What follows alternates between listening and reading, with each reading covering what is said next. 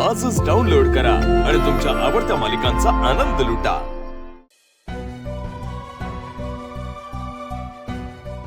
हाय बाबा।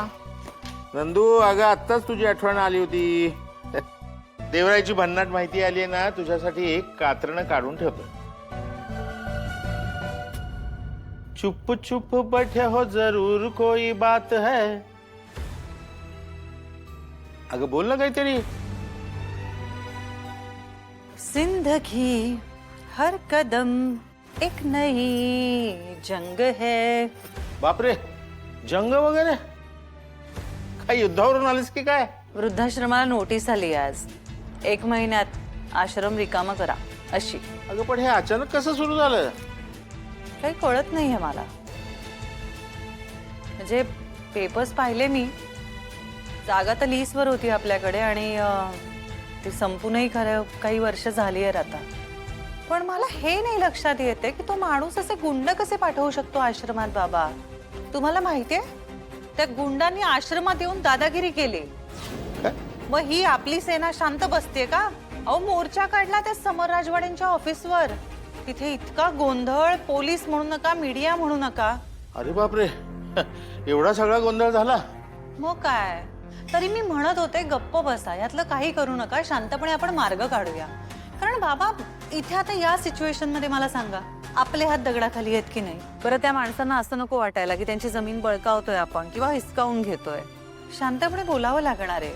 त्या समर राजवाड्यांना भेटून त्यांना इथली परिस्थिती एक्सप्लेन करावी लागणार आहे। म्हातारी माणसं राहत आहेत, हे सगळं त्यांना कळलं तर कदाचित ऐकतील। पण त्यासाठी आपण शांत राहूया आणि आपण बोलूया। काही नॉमिनल रेंट द्यायचा आहे तर तो देऊया, हे सगळं सांगूनही कोणी ऐकलेलं नाहीये। अर्थात तरुण मंडळी आहेत की नाही, गेले। अगं घाबरले असतील ते। माणसाचं वय झालं ना की कॉन्फिडन्स जातो। आता या पुढचं जीवन आपण कसं जगायचं याची भीती वाटत असेल त्यांना। अहो, कळते बाबा मला त्यांची भीती, पण ह्या सगळ्या वागण्याने प्रकरण चिघळणार नाही का? पण तू त्यांना सांग, म्हणावं काळजी करू नका, आपण काहीतरी मार्ग काढू। मी तुला मागे सांगितलं होतं की नाही, माझा एक मित्र आहे, तो वकील आहे, मी त्याच्याशी बोलेन। हो, पण तू खचून जाऊ नकोस बरं का। तू जर खचलीस ना तर तुझी सेना लगेच सैरभैर होऊन जाईल। छे छे, मी नाही खचत। तुमची मुलगी आहे, मी खचीन कशी? ये बात, जिंदगी प्यार का गीत है, इसे हर दिन तो गाना पड़ेगा।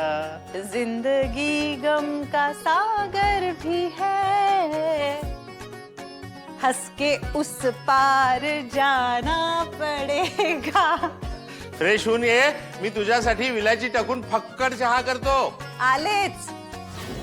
एखादा मोठा बकरा हाती लागला पाहिजे। बकरा यार, इथे कुठे मम्मा, तू पण ना घबाड, पैशाचा घबाड हाती लागला पाहिजे। तुला सांगते सुष्मिता, तुझे बाबा आणि सानंदी छोट्या छोट्या गोष्टींमध्ये समाधान त्यांना मिळते। एवढीशा डबक्यामध्ये राहणारी माणसं आहेत आणि याचं त्यांना सुख मिळतं। काय सुख मिळतं? आणि आमचं दुर्दैव बघा, आमचे चिरंजीव सुद्धा वडिलांच्याच मार्गावर। अहो दिसा, चल मीच एकटी वेगळा विचार करणारी आहे ग। आणि मी, तू काय वेगळी आहेस का माझ्यापेक्षा? तू माझी प्रतिकृती आहे सुष्मिता। मी तुला सांगते, मी जे जे काही सांगेन तसं तू ऐकलंस ना, लक्ष्मी तुझ्या पायाशी घालून लोटांगण घालेन। आपण दोघींनी मिळून प्रत्येक संधीचं सोनं करायचं, एकही संधी वाया जाऊ द्यायची नाही। बस स्वप्न बघायचं का आपल्या समोर ना, असा झरझर झरझर झरझर। सुष्मिता,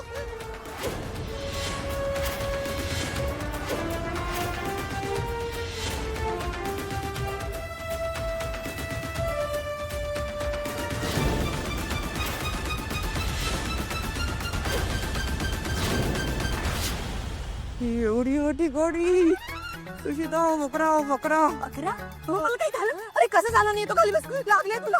ऍक्सिडेंट केला, ऍक्सिडेंट केलं। बघा कसं ऍक्सिडेंट केलं माझ्या मुलीचं, लागला तिला। बघा किती लागला, बघितलं माणसं कशी आहेत, बघितलं? तुम्ही ऍक्सिडेंट केला तरी देखील तुम्ही आला नाही तिथे बघायला। संतोष, अरे काय झालं ते बाईनं? एवढं कशाला ओरडतात? हलकीच गाडी टच झाली, पण ती मुलगी खाली पडली। काही नसेल तर चल निघूया, उशीर झाला ऑलरेडी। ही श्रीमंत माणसं अशी करतात, आपल्या गरिबांची अशी कुचंबना करतात। संतोष, जरा जाऊन बघ। अहो, मॉडेल आहे माझी मुलगी. उद्या तिच्या पायाला लागलं असतं तर काय झालं असतं? घरी बसावं लागलं असतं ना. कोणी बाहेर येते, आम्ही गरिबांनी करायचं काय? आणि अँब्युलन्स बोलवा ना कोणीतरी, प्लीज अँब्युलन्स बोलवा. माझे पाय मोडला हो मुलीचा, प्लीज लवकर कोणीतरी अँब्युलन्स बोलवा.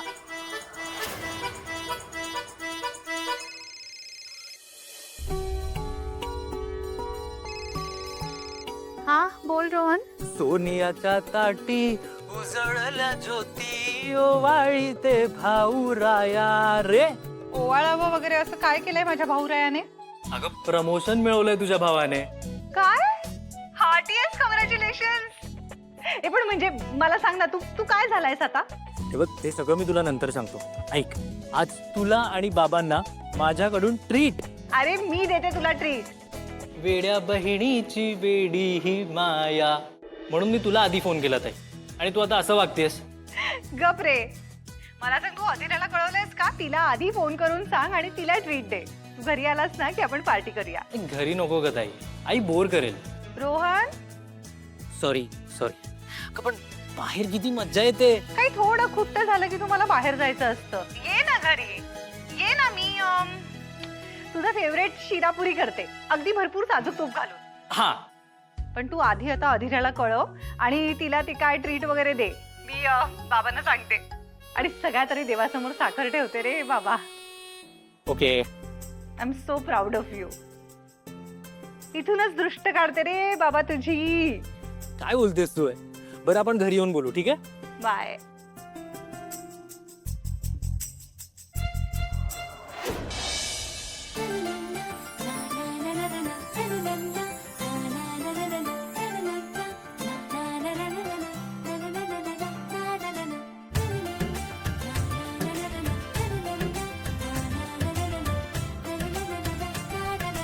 परमेश्वरा, चहा गरम असतानाच नंदूला पिढ्याची सुबुद्धी दे रे देवा, नाहीतर कामात रमून जाईल आणि चहाचं सुद्धा विसरून जाईल. येते. अरे वा, आज काय गोडाचा बेत दिसतो की काय? किती सांगू मी सांगू तुम्हाला, आज आनंदी आनंद झाला. का का तुला आनंदी आनंद झाला?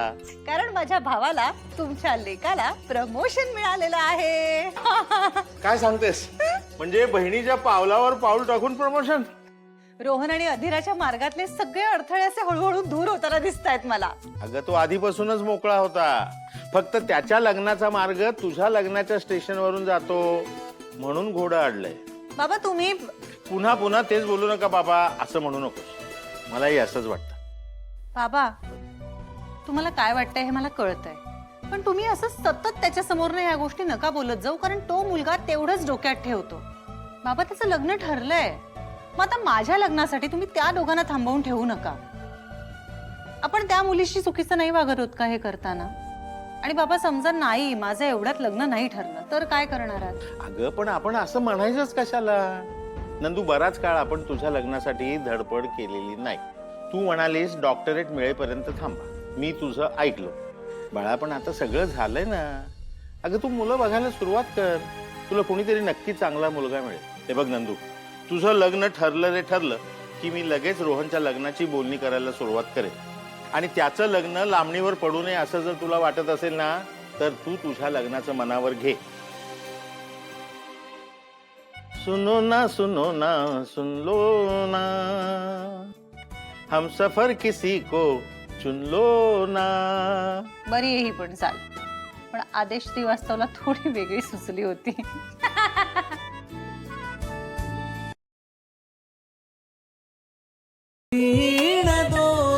दोघातली तुटे ना